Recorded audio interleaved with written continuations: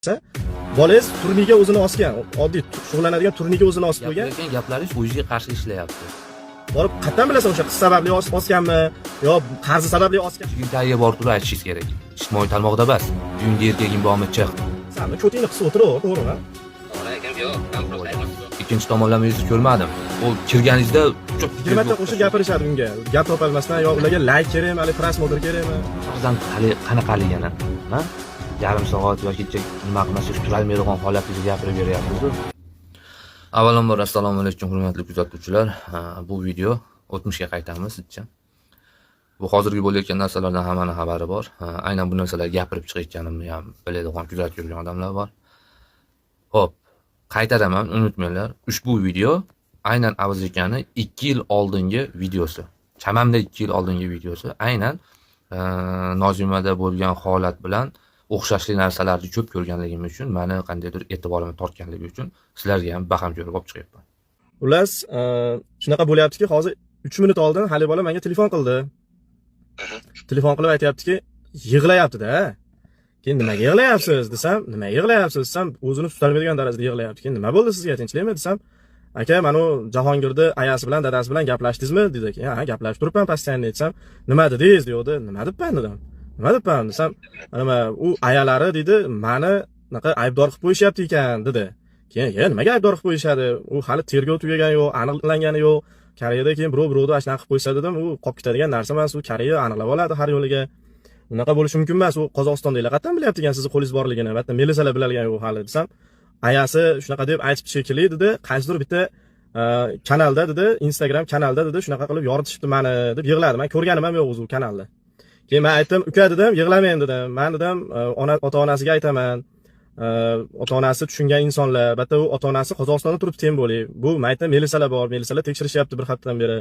Ular o'zi topadi, o'sha nima bo'lib vafot etganligini qog'ozga chiqarib berishadi o'sha natijasini. Hech kim sizga bitta o'zidan o'zi kelib biror narsa deya olmaydi. Nima yig'layapsiz? O'zingizni bosing deyapman-da. Xo'p, bu voqeada qisqacha tushuntirish o'tib ketaman. Xo'p, bu marhum u ham Koreyada bo'lgan, u ham o'zini osib o'ldirgan, o'g'il bola bo'lgan. Xullas, Qozog'iston fuqarosi bo'lgan. Bu yerda Avaz aka Alloh rozi bo'lsin yordam qilgan, bunda da bu marhumni ham jo'natgan. Lekin bir o'xshashli tomonlari juda ham ko'p. Men o'zimni fikrimni aytyapman, birovni yomonlab yoki endi bitta narsani tushuninglar-da sizlar. Odamzod bitta fikrga qarab ketadi. Siz meni yomon desiz, bo'ldi. Siz meni yomon deb faqat meni nimamni oqtarasiz. Men bitta prosmotr olish uchun agar aslida kallalarni chiroyli ishlatadigan bo'lsanglar, men Avazni tarafini olib, Avazni oldidagi bolani olib chiqib sizlar Avazlarni yomonlayotgan odamlarni qarshi chiqsam, menimcha menda prosmotr zo'r bo'ladi. Nima uchun? Chunki kommentariyadagi fikrlar ko'ryapsizlar, menga qarshi o'ynaydi. Agar menga haqiqatdan prosmotr uchun bir narsalar uchun bo'lsa, men nariginisini qilgan bo'lardim. Avazlar tarafini va anu gumonlangan keyin bolani tarafiga o'tib olardim-da, keyin hamma kommentariyani yozib, meni so'kib va zo'r prosmotr o'shunda bo'lardi.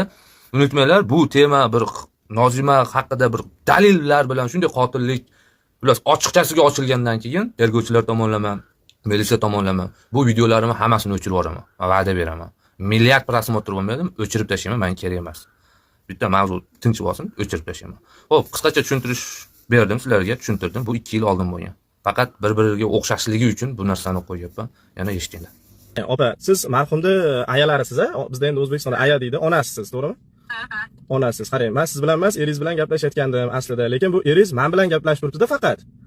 Endi siz kim telefon qilsa ham, masalan, bu ma'lumotni bu hozir biz ana axborot zamonida yashayapmiz-da. Bu odamlarga bitta mavzu bo'lsa, 20 ta qo'shib gapirishadi unga. Gap topolmasdan yo ularga like kerakmi, hali prosmotr kerakmi? Ular hamma bilan gaplashavermang. Masalan, bitta odam bilan gaplashyapsizmi? Biz ham o'zimizdan o'zimiz sizga fantaziya qilib, fol ochib gapirmaymiz. Shu melisalar nima desa, mana u konsulingiz nima desa, o'shani gapiramiz. Xo'p, bu narsani 2 yil oldin Avaz akada 80 ming yoki 100 ming odam ko'rgan. Hozirgi qo'yayotgan videolarini millionlab odam ko'radi. Nima uchun bunaqa keng muhokamaga sabab bo'lmagan? Ozroq odam ko'rgan. O'shuning uchun bu darajada bir portillab, hozirgi Nozimani temasligidaqa portillab ko'proq odamlar muhokama qilmagan, bu narsa bosilib ketgan deb o'ylayman. Va xo'p, yana eshitishlaring mumkin. Nima dedi sizga? Shunday o'g'lingiz bilan biron bir axborot bo'ldimi? Bu nima haqida gaplashdingizmi? bizlarda shunday hamma gumonsiryapti degandan keyin man aytdim man gumonsiryapman deb aytmadim, shunchaki o'g'lim shunaqa deb aytib o'tuvdi deb aytdimda, man точно shu xonadoshi shunaqa qildi. Yo, sizga o'sha bola telefon qilib men konsulstvodanman dedimi? Ha, Konsulstvada nimani Koreyadagi Qozog'iston elchixonasida ishlar ekan bu bola. Samat shundayman dedi-yu, man tanlamasan bu Samatni. Unga yoqsa yoqmasa, bolangiz turniga o'zini osgan, oddiy shug'ullanadigan turniga o'zini osib qo'ygan, hech kimi aybi bo'lmagan. Bolangiz o'sha kuni o'sha osilishidan jicha oldin bitta o'rtog'iga telefon qilib 50 ming won pul so'ragan, 50 ming won. Bu bola ancha oldin ketgan bo'lgan, boshqa joyga ketgan bo'lgan xonadoshi. U xonadoshi o'zi yosh bola, o'zi haligi holatni ko'rib o'zi mazasi qochib o'tiribdi. Keyin menga endi u bolani ham tomonini olib gapirmayman-da, men u bolaga aytdim. Senga birorta tashvishini aytmaganmi desam, Qozog'istonda dedi, kreditlarim bor, qarzlarim bor deb aytgan edi aka menga dedi. Kimdir bilmayman nima maqsadda qiladi bular. Yaxshi qilayotgan ishingizga kalla qo'yadi-da, o'zi bu yerda yo'q ham o'sha aytayotgan odamingiz. Koreyada emas, o'sha holatni ko'rmaydi. Prosta bitta odam kimdir gapirsa, ha, u ish menimcha manaqa bo'lgan bo'lishi ham mumkin deb fantaziya qilib ham post qo'yaveradi-da. Tushunyapsizmi? Bu narsalar tanish basmi? Qayerdadir eshitmaganmisizlar? Butun dunyo haqingizda nima fikrda bo'lsa ham, men qo'pol qilib bir gap aytaman. Odamlarning fikriga boru, odamlarning fikriga. Uka, jon uka, men sizga akangiz bormi? Yo'q, bitta maslahat beraman. Odamlarning fikriga tupurib qo'ying, uka. Tushundingizmi? Tupurib qo'ying, kim bo'lishidan qat'iy nazar. Odamlarning fikriga, siz haqingizdagi fikriga tupuring. Xalqning fikriga tupurib qo'y. Eshitmaganmisizlar? Eshitgan bo'lsangiz kommentariyada fikrlaringizni qoldirasizlar. Men sizga bitta gap aytaman. Siz onasi bo'lsa ham, men endi bu narsani aytmasam bo'lmaydi, chunki hali bunaqa vaqtda sizlarda ham to'g'ri tushunaman, hali hammadan shubhalanib chiqasizlar-da. O'g'lim bunaqa basidi, palonchi bunaqa qilib qo'ygan bo'lsa-chi, deganlar ham bo'ladi-da. Endi men sizlarni ham to'g'ri tushunaman, chunki qora qo'ng'iz ham bolasini opog'im deydi. Chunki haliga hammaga bolang manaqa edi desangiz yoqmaydi. Yo'q, meni bolam bunaqa basidi deydi. Shuning uchun men u narsani tekis to'g'risini aytaman, kimga yoqsa yoqmasa, bolangiz turniga o'zini osgan, oddiy shug'ullanadigan turniga o'zini osib qo'ygan, hech kimi aybi bo'lmagan. Bolangiz o'sha kuni o'sha osilishidan jicha oldin bitta o'rtog'iga telefon qilib 50 ming won pul so'ragan, 50 ming won.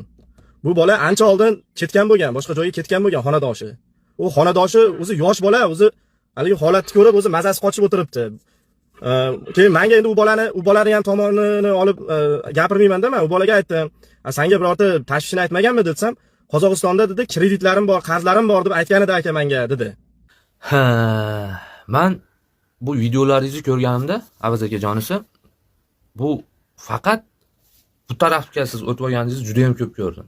Juda ham ko'p holatda o'zini osib qo'yaman deyapti, o'zini osib qo'ysa-chi, yig'layapti, bu ham o'zini osib qo'ysa-chi, yo'q.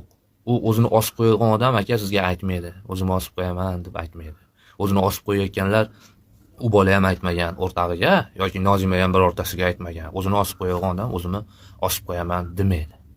Endi bilmayman, qattan bunaqa qilib o'zlaricha fantaziya qilib birovni bolasiga ayb yuklab tashlashyapti. Men hayron qolyapman. Hozir Ali bola menga telefon qildi. "Ey uka, jon uka, o'zingni bos. Men turibman. Ali kerak bo'lsa seni video qilib, o'sha Melisa xulosasini ham ota-onasiga kopiya qilib jo'natib beraman. Jon uka, sen ham birovni bolasisan. O'zingni bos. Men turibman, hech kim senga qamamaydi ham, hech nima qilmaydi.